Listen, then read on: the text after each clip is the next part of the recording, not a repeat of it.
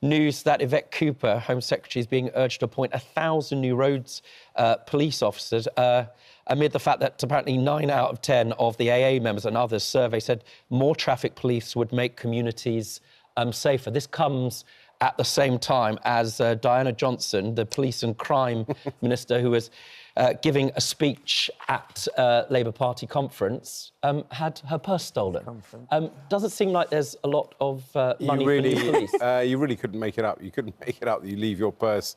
And presumably you've got an entourage, you're a minister, you've got your private secretary and others, and you're surrounded by 1,000 police men and women, and you still have your purse stolen. You couldn't make it up. So, and the irony, she was giving a speech bizarre. to the police conference about shoplifting. Yeah. It's unbelievable. I mean, I also like the Home Office quote on this, because I think everyone's been quite stum about the whole thing, which was something like, there doesn't seem to have been a security risk. I mean, seriously, the Home Office minister talking about antisocial behaviour and shoplifting and everything at a conference and has her bag stolen. It's weird. I don't know if they did a stop and search of the 400-odd police delegates that were there on the day, but yeah, it's sometimes these things happen and it's embarrassing and you don't have much control as a minister over these things. But on the cops in cars story as well, I mean, look, I think it is concerning that, you know, there seems to be an uptick in people without car insurance, sometimes even without licences on our roads.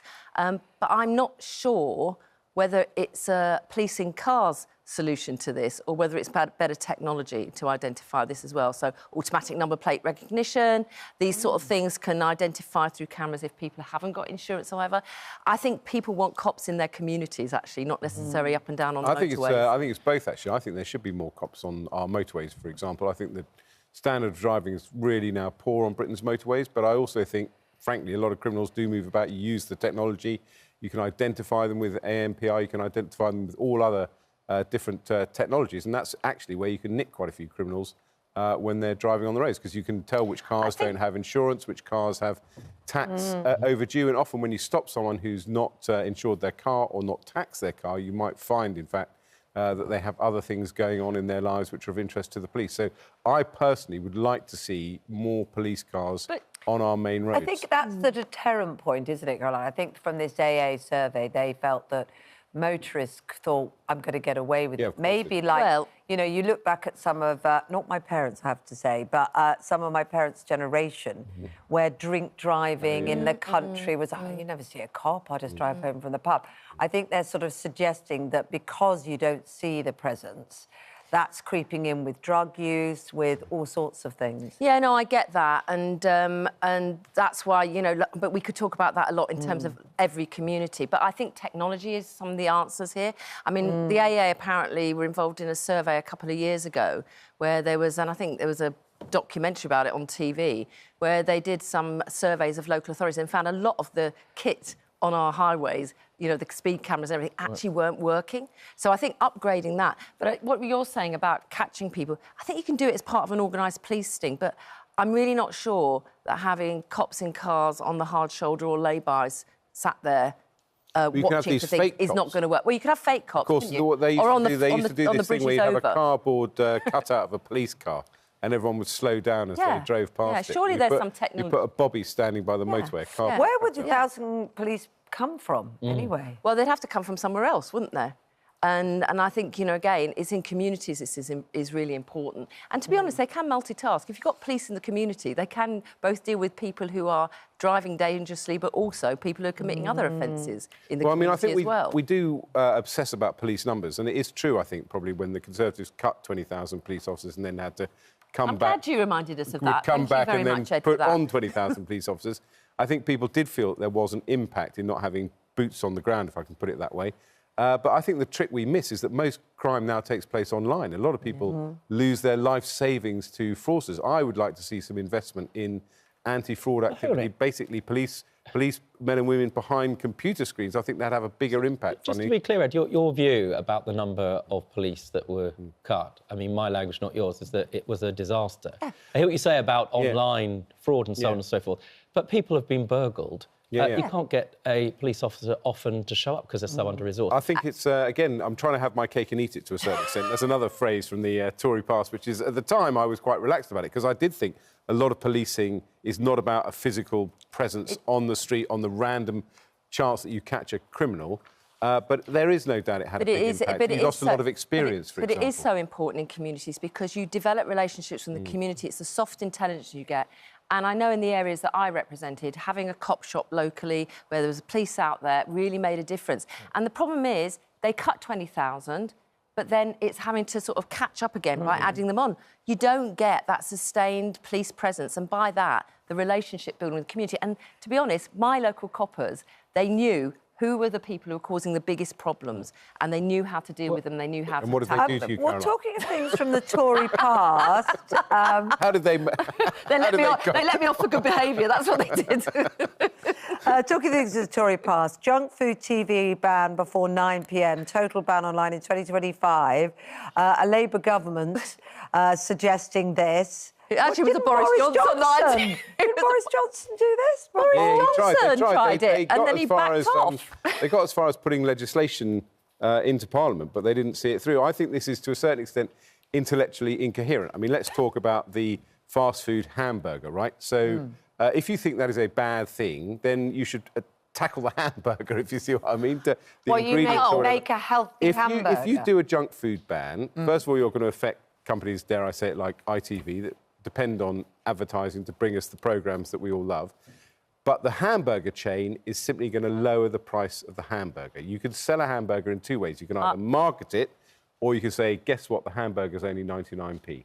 And what you see is when you restrict junk food advertising is that the different way of marketing is you lower the price of the hamburger and you actually end up... I disagree. Can I just ask you what would be covered by junk food in this? Because, you know, if somebody wants to see, I don't know, I'm making this up, but Mr. Kipling cake advertised, and they go and buy something for their tea, is that junk food or is it good food? What counts as junk food so you ban it? It feels practically complicated. It might well cover cases. I mean, they're all worried. Everyone's getting worried about Mr. Kipling, and you're right. It's working out. Is it just me that's worried about Mr. Kipling? It's everywhere. Suddenly, Mr. Kipling is, you know, he's in hiding basically, you know. Yeah. But I mean, I think that's something to be worked out. But I sort of think about it, you know, as a mum. When, you know, my kids were little, you know, when you go in the supermarket, literally as you're leaving to the checkout, although you don't have a proper checkout anymore, do you? It's all self-service. There would be like these shelves of sweets and things for the kids to say, oh, can I have that before I go? I see this in the same way. Well, that's changed, though, and it did, because pressure was on to help parents not have that sort of thing in front of their kids as they were leaving the checkout. And I think there's something, you know, important about, it's not the only tool in the box, but something about, you know, protecting kids from the idea that, to be honest, that these meals are a staple part of your diet every day, not just a treat like a little, you know, Bakewell tart from Mr. Kipling or something like that. It's actually about, you know, meal replacements, and that's where there's a big problem with junk food. And also, back in the day, you remember Steve Hilton, the great guru to David Cameron, he pushed the supermarkets to take chocolates away from the till. The other point about advertising as well is people forget the purpose of advertising is not actually to make you eat another hamburger. It's for hamburger company A to say, eat our hamburger, not their hamburger. That's why people advertise. Yeah. Except when they say does that make it better or worse, then? It makes it pointless. Oh? It will damage companies like ITV and not stop people eating hamburgers. You're really pushing the ITV thing, aren't you? You think really is. You think you've got a soft spot there. Look what I do for you, ITV. Yeah, they can scarcely contain themselves, I'm sure. From the sublime to something else, I mean, something you said earlier, as we're, you know, talking about Bakewells and so on and so forth, there is a meeting going on between the Foreign Secretary, our Prime Minister, and the current President. It looks like the UK and France are going to be supplying long-range missiles overnight. President Putin has made clear, and I should say I listened to it both in English and in Russian. He's quite clear about... Embarrassing, isn't it? How clever he is. It's quite clear what he's saying, which is to say that if these missiles are deployed, that is a declaration of war. How worried should we be? Look, he said this many times before when the F-16s were supplied, you know, aircraft to the Ukrainians, when obviously we supplied tanks that have been used within actually the Russian border as well. Let's not forget here that the Russians have acquired, missiles from Iran. And the last 2 years has been, basically them lobbing as many missiles as they can into Ukraine as part of their tactics. I think it's actually really important, this meeting that Starmer's having with Biden. I think it is about stepping up and sending a stronger message to Russia that, first of all, we don't want a war, but at the same time, this war has to end. And I think if it adds to some discussion about where this war could end, I think that's really But what is the end game? There's no dispute here that President Biden is a lame duck president, to say the kindest and the least. He's having a meeting with him. Surely the strategic purpose of that is to find some breakthrough, some path to peace here. Do you think that supplying missiles is part of that? Yes, I do, actually. It's very, very scary. It's the most important issue facing Europe today by a country mile. It is about our way of life. It may seem a war that is in some distant land, even though it's in our continent. And I think we have shown that the only thing that Putin respects is that you stand up to him. And we have constantly been on the back foot. I'm proud of the fact that we armed Ukraine. I'm proud of the fact that Ukraine was able to use our weapons to keep Russia at bay. These are not missiles that are going to hit Moscow. They will hit the supply lines that supply the troops that are killing innocent women and men in Ukraine. I think Putin does bluff a great deal, but of course, it's a calculation. And I think Starmer meeting Biden, yes, Biden is a lame duck president, but the people around him in his administration are not lame duck, and they certainly won't be if Kamala Harris and he's still there until, election. the early part of next year. So maybe it's also getting ahead of what might happen in terms of the election result. Yes. But do you sense that there's a resistance from the US to this? And what would that be about? Not wanting to be drawn into it's always been conflict about escalation. What would Putin do? What excuse can he use to escalate this conflict? But we know that Putin is attacking us on our own territory through sabotage and assassinations and so on and so forth.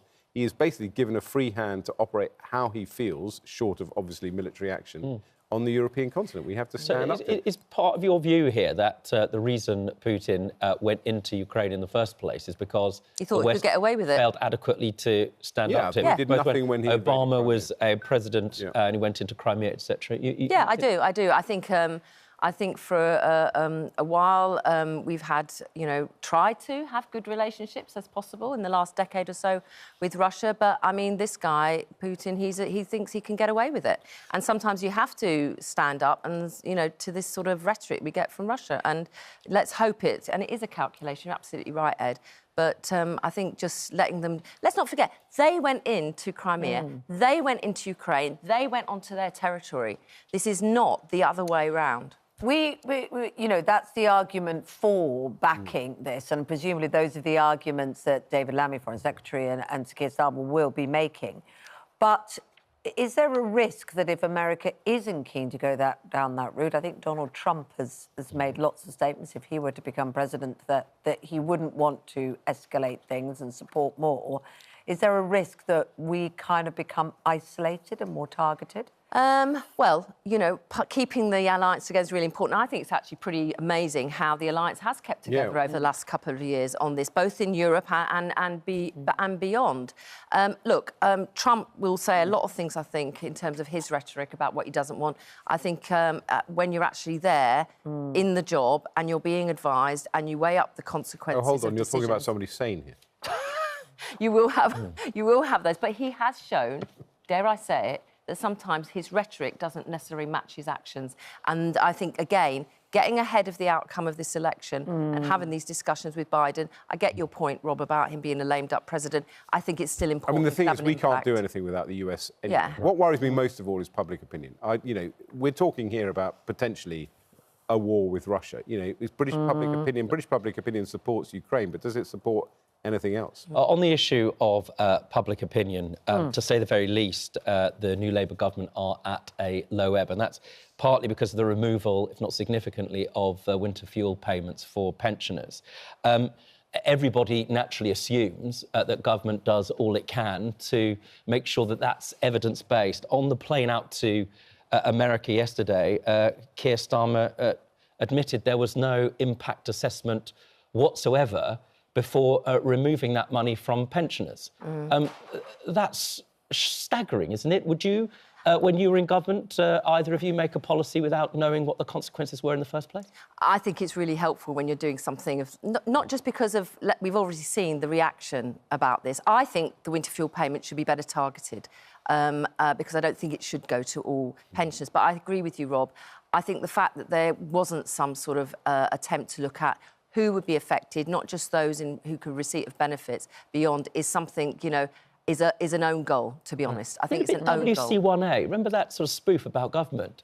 He announces it and somebody says, well, did you just check who that might affect? And somebody says, no one did the research. And it's particularly disturbing because, of course, when in opposition, there were some figures, some 4,000 deaths, when the Conservative government tried to do a similar, slightly different mechanism, but a similar attempt to target winter fuel payments. Opposition were horrified and talked about 4,000 deaths. So you would imagine that they would have at least known about that figure and wanted to adjust it in some way or assess it. It sounds unbelievably obscure to talk about a policy announced without an impact assessment. What does that mean? But the point is, it's a theoretical exercise about what the impact could be. And every policy that has these implications should have an impact assessment. And you could do the rest of the show. I mean, put brutally, you could do the rest of the show. It basically means if we're going to do this, we need to know, am I right, who it harms, who might die, but it's also, how badly were people affected. And horrific as it sounds, take a balance of risk of whether... You know, but also, which is shocking to people, I think I guess that's part of government decision-making. I think also... It demonstrates a little bit of lack of judgment in terms of realising what the impact of making this decision would be and where things... Because normally, when I mean, I'm not saying I was successful all the time, but part of the thing, I was thinking, what's the worst thing that could happen here? What would go on? And now, obviously, everybody's saying to Rachel Reeves and the government, can you look at other mitigation But that helps us understand it. In your view, the government demonstrated a lack of judgment. I think on this, they should have been looked to do some of the homework about who it might affect, because I think they could have got ahead of the discussion we're now having about which groups of pensioners should we help and which groups of pensioners, to be honest, do not need Well, I want to come back to this,